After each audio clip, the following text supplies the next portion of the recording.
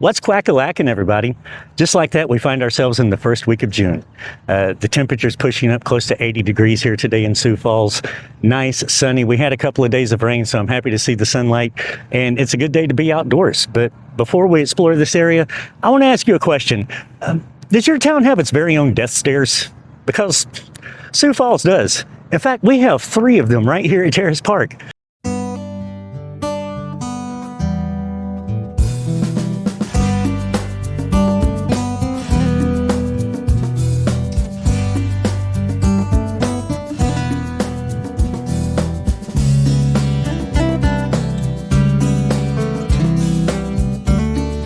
Now, for real, no one calls these the death stairs except for me, but that's truly how I look at them.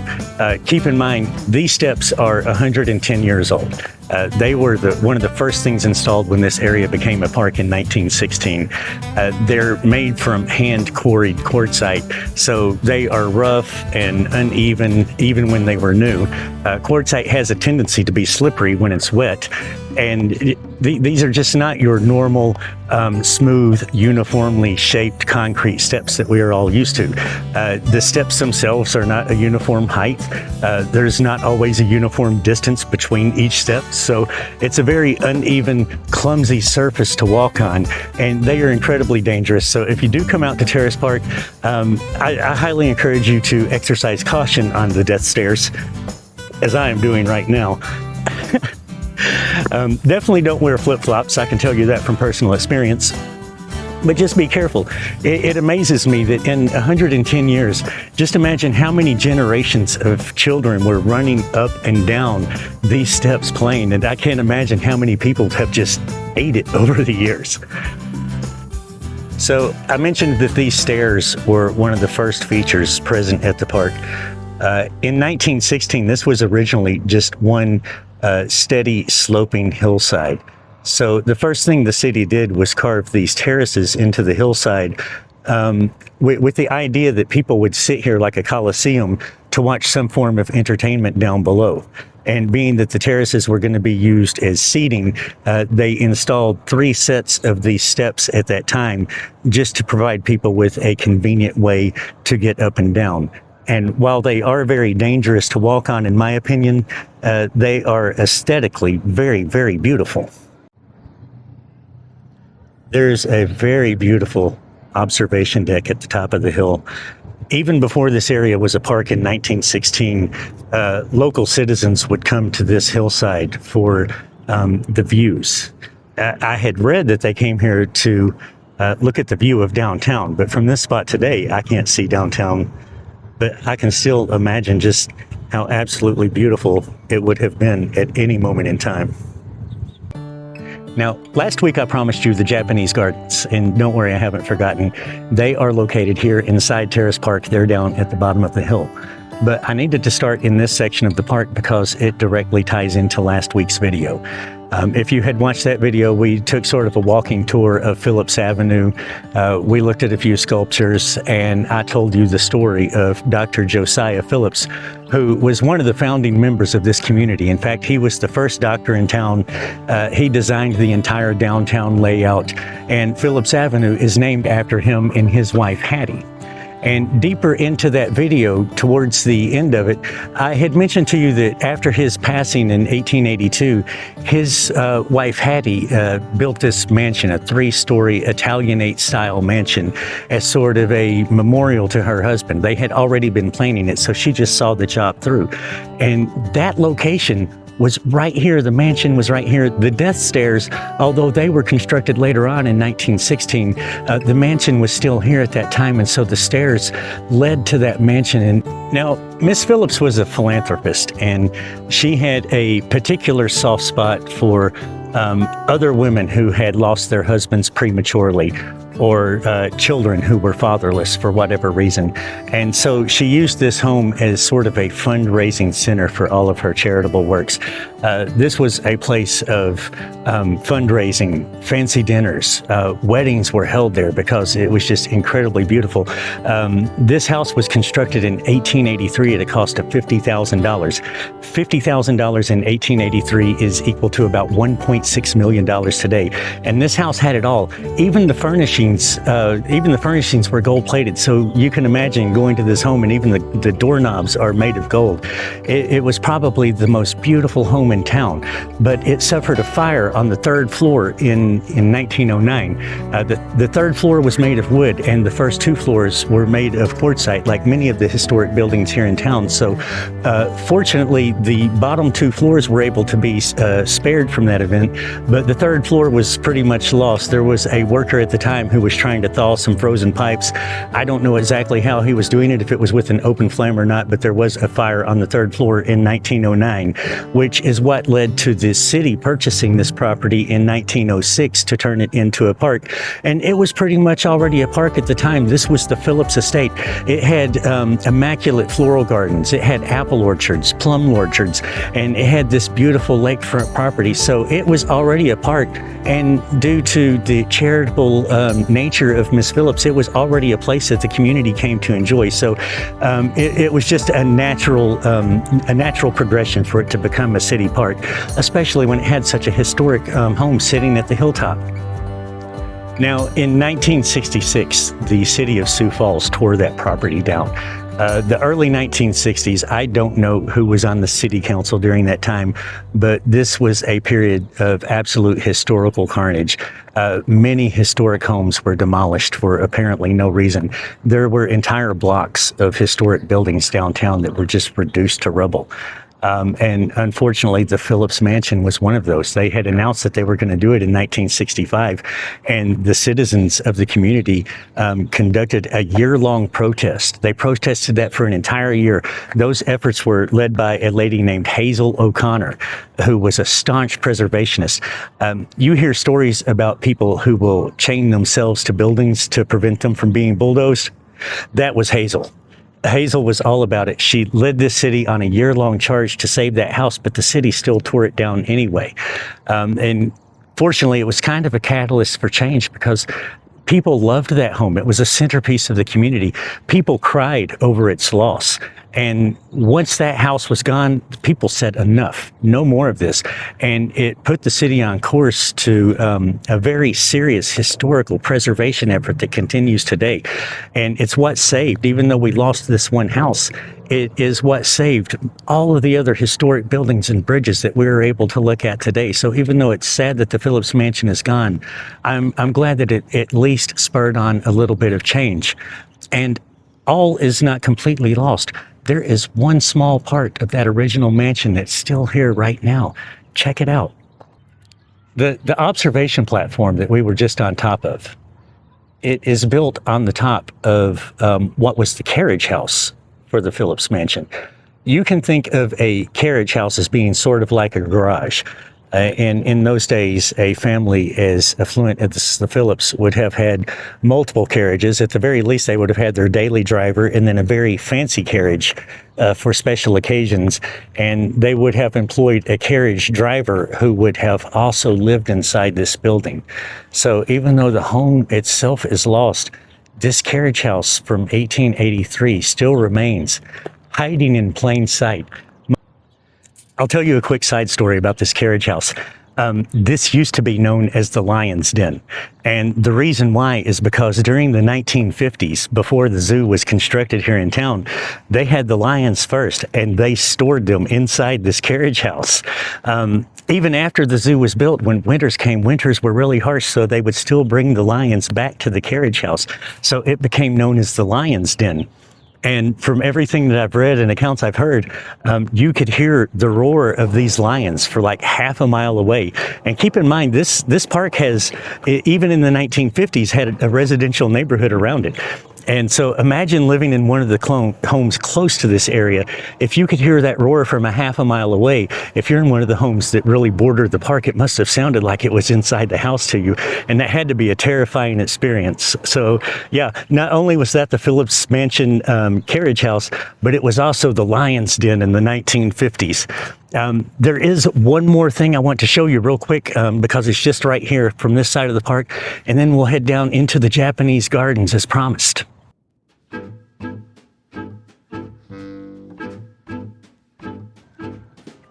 The park today will tell you that this is an amphitheater, but that's not really what it is. This structure was built in the 1930s as a band shell. Throughout the teens, the 20s, and the 30s, any park worth going to, you would expect to find a few things there. You would expect to find horseshoes for sure. You would expect to see either lawn bowling or shuffleboard. If you were really lucky, you would have both. And you would have expected to find a band shell, and this one is very elaborately done. Now, in those days, every town had a municipal band who would play in parks on band shells just like this one. It was absolutely free entertainment. You would come, your typical Saturday evening would be to go to the park, play some horseshoes, maybe do a little bit of lawn bowling.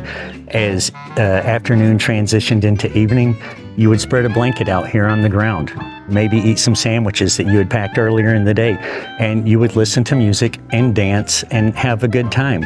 It was very simple, wholesome entertainment, and it was absolutely free. It didn't cost you a dime. It was a much better way of enjoying your Saturdays, in my opinion, than the way most of us do today. And I think that it's something that we should get back to. Also at that time, bands would travel. They would exchange performances. So they would say, we want to play in your city, you come to play in ours. And those were actually the best performances, because when a band went on the road, they were representing their community. So they really wanted to bring a little bit of something extra. Check it out. This is the backstage. Very beautiful. I don't know what all you could fit back here. But when they traveled on the road, they wanted to bring something extra. So those were always the best performances. And those bands were really a source of community pride. Now, today, Sioux Falls does still have a municipal band, and they do play here during the summer on weekends at this very bandstand in Terrace Park. So you can still go check that out and sort of relive a modern version of that experience. But without all the other elements, it's just not the same. But what really makes it not the same experience is the communal aspect, because in those days, everyone in town came to see that performance. So it wasn't just a place for free entertainment. It was a place where you got to know your neighbors and you built bonds within your community. And so even though they still give performances today, that element of it is lacking. And that's really the most important element, in my opinion, and what I really wish that this world would get back to. Just more simple, basic things that pull us together. There's so much in this world dividing us and pushing us apart. We need these things to keep us together. So anyway, now that I've had that little bit of a rant, let's move down into the Japanese gardens. I promised you that, so let's go.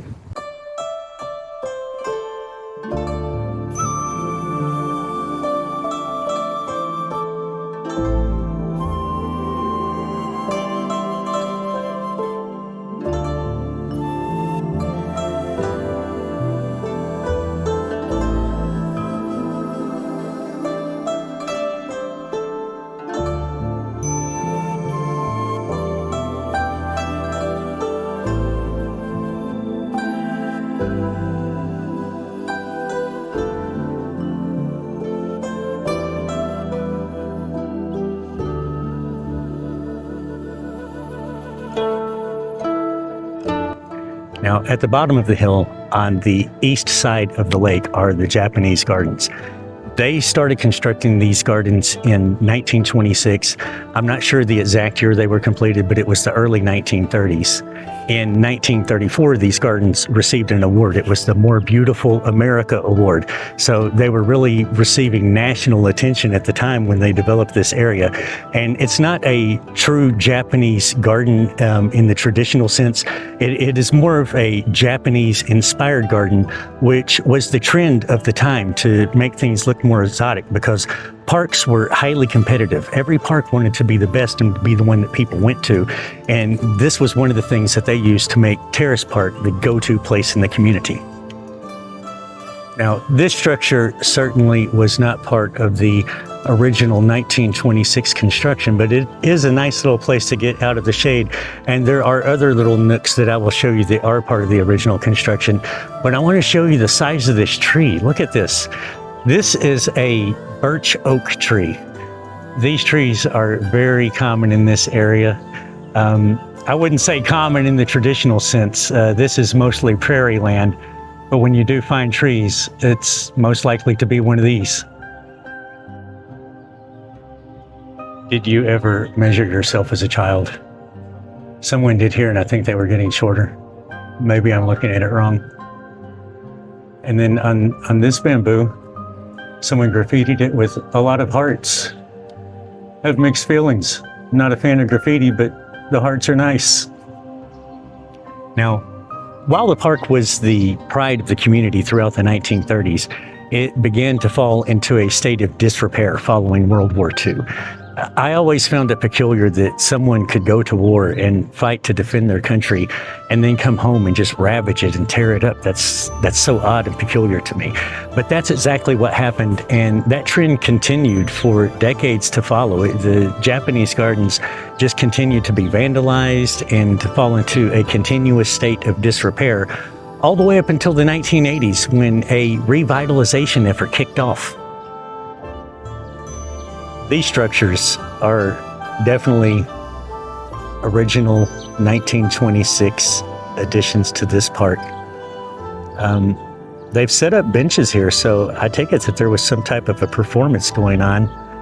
And I always found this area to be particularly beautiful and iconic. When I think of the Japanese gardens at Terrace Park, this is the specific spot that comes to mind.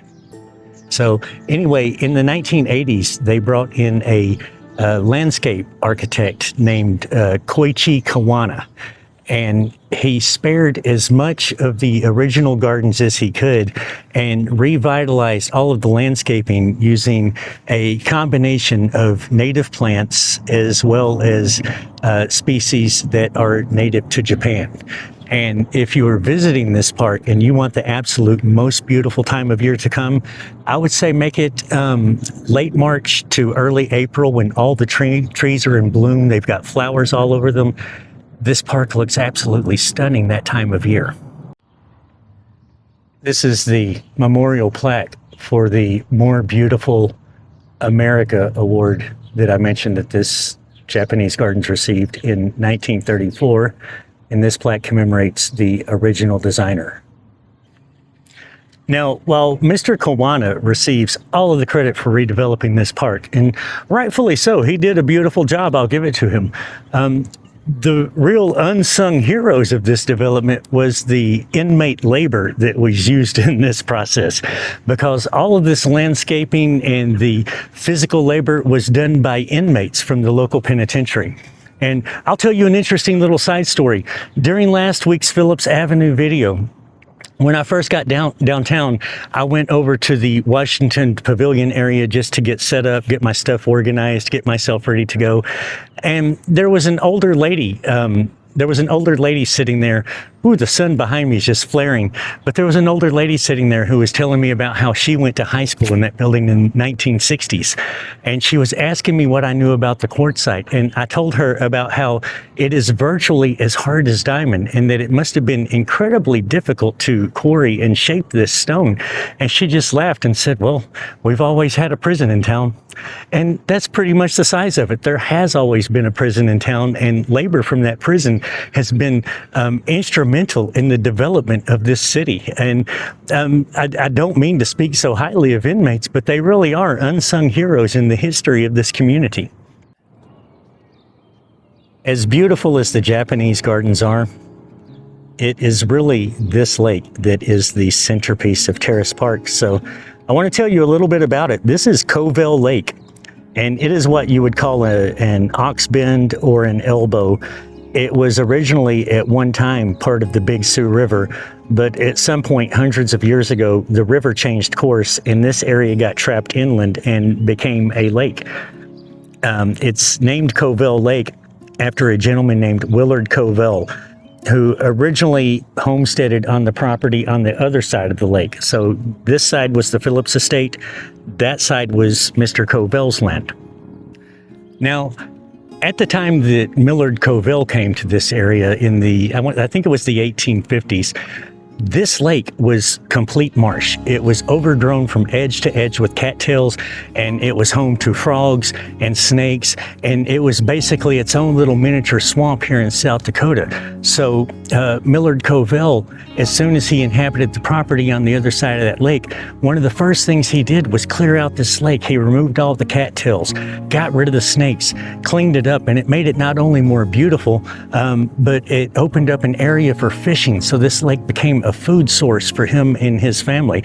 And it's still used for that today. You can come here anytime pretty much and see people fishing on this lake. And if you are in Sioux Falls and you want to go fishing, this is the spot that I would recommend to you, because this has been cut off from the river for hundreds of years. So this water is clean and pure, and anything that you eat from it is going to be good.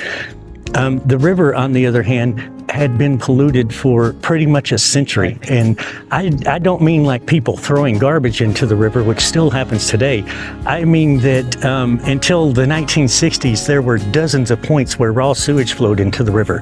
At one time, there was a battery recycling company downtown that had just piles of car batteries along the banks of the river.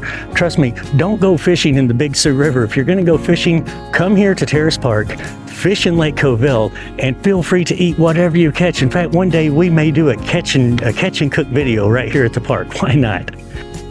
So we started at the back of the Japanese gardens and have walked our way back up to the front, doing it backwards, just like a duck does, right? So the unfortunate thing is that taking that path, I've had the sun behind me the whole way, and that's a rookie mistake. You never want the sun to backlight you. It's going to cause all kinds of lens flare, but it is what it is. Anyway, now that we've transitioned out of the Japanese gardens, the front of the park has like a public swimming area, very popular place for kids. It's too crowded for me.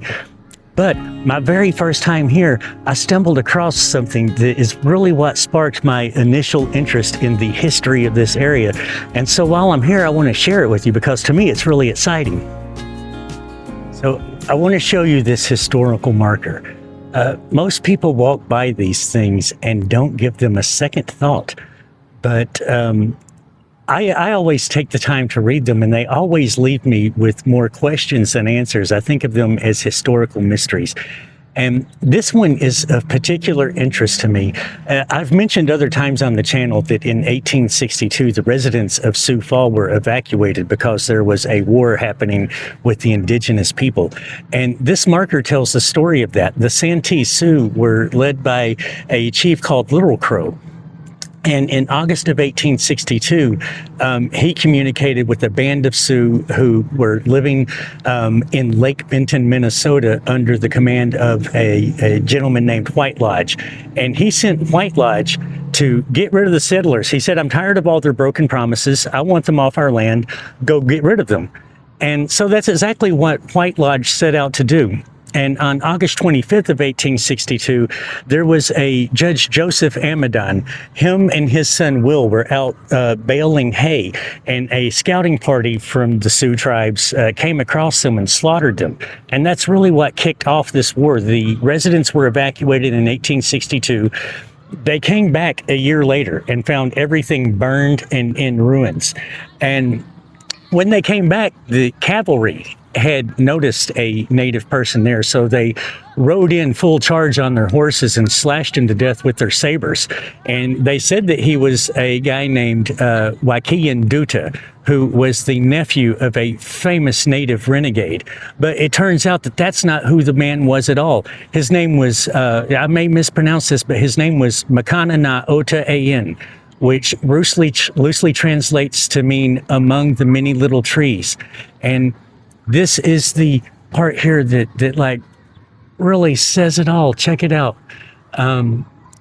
His only crime was being an Indian. His only crime was being an Indian. And they falsely identified him as being someone else who would have been a person of interest, but it wasn't him at all. And he was buried somewhere on a nearby hillside.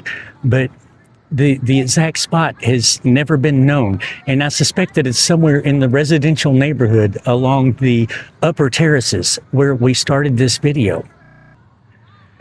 So ever since I discovered that historical marker, that's what really sparked my interest in the history of this area, because every little piece of the puzzle that I get just builds more of a picture, especially when it's all people and events that were all in the same area at the same time. I know that they had to have known each other. They had to have had interactions. And I just want more and more pieces of that puzzle. And ever since the first time I read that marker, I have always wondered, if I were to go to Lake Benton, Minnesota, would there be another marker there that will tell me a little bit more of the story of White Lodge and his band of Sioux? The only way to know for sure is to go there and find out, right? Next Wednesday at 1, we're going to Lake Benton. Believe it or not, we're going to go. And we may come up empty-handed. It's most likely we're going to come up empty-handed, but there is a little bit of a chance that we might go there and find a little bit more about White Lodge or some other event of interest. So, and if nothing else, we'll get out to see a new place, right? I've never been to Lake Benton, Minnesota. I'm betting you haven't either. So Wednesday at 1, come back. It'll be there waiting for you. We'll check it out together. Now, last week at the end of the Phillips Avenue video, I told you that I wasn't really happy with the video, and I felt that I needed to do a bonus video to make up for that. So I haven't done the bonus video yet. I'm going to try my hardest to get it out Saturday. No history involved. We're just going to have a good time. I had a few different ideas in mind, and what I've settled on is I'm going to take you out to a beautiful location. We're going to do a little bit of a walk and talk, and I'm going to tell you about the time that I spent $28,000 of somebody else's money to buy a sandwich. And then I spent another $100,000 of their money to advertise that I bought the sandwich. Absolutely true story. And if you want to hear it, you're going to have to check back with me this Saturday at 1 p.m. But next Wednesday, we're hitting the road and going to Lake Benton, and I am really excited about that. I'll see you then. Until then, thank you so much for watching. I love you guys. Quackers out.